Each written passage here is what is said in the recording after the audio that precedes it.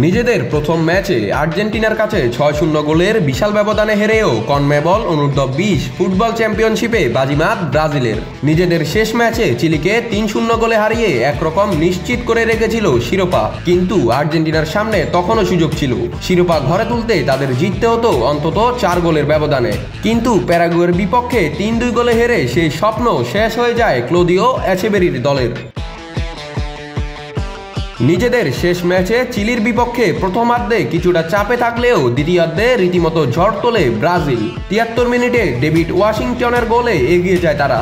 ৭৮ মিনিটে লাল কার্ড দেখে চিলির ইভান রোমান মাঠ ছাড়লে ১০ জনের দলে পরিণত হওয়া চিলির বিপক্ষে আরও ২টি গোল যোগ করেন পেদ্রো ও রিকার্ডো ম্যাথিয়াস।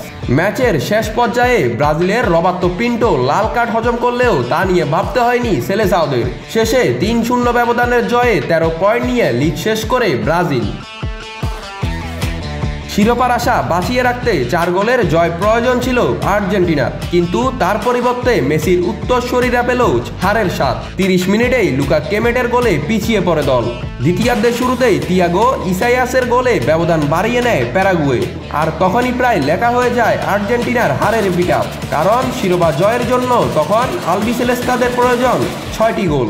আর্জেন্টিনার হয়ে ক্যারিজো জোড়া গোল করে ম্যাচ সমতায় ফেরালেও ৮২ মিনিটে দিয়াগো লিওনের গোল নিশ্চিত করে প্যারাগুয়ের জয় আর ব্রাজিলের শিরোপা। ব্রাজিল দল চিলির বিপক্ষে ম্যাচ শেষ করেই চলে এসেছিল আর্জেন্টিনার ম্যাচ দেখতে, আর প্যারাগুয়ের তৃতীয় গোলের পর তাদের উচ্ছ্বাস ছিল দেখার মতো, কারণ তখনই নিশ্চিত হয়ে যায় ২০২৫ অনূর্ধ্ব-২০ কনমেবল চ্যাম্পিয়নশিপের শিরোপা ঘরে তুলছে ব্রাজিল। এই টুর্নামেন্টে সেমিফাইনাল বা ফাইনালের কোনো নিয়ম নেই, লিগ পর্বের শীর্ষ দলই চ্যাম্পিয়ন হয়। শেষ পর্যন্ত ১৩ পয়েন্ট নিয়ে ব্রাজিলই হাসলো শেষ হাসি, আর ১০ পয়েন্ট নিয়ে দ্বিতীয় স্থানে সন্তুষ্ট থাকতে হলো আর্জেন্টিনাকে। নাত রাহুল, নিউজ না স্পোর্টস।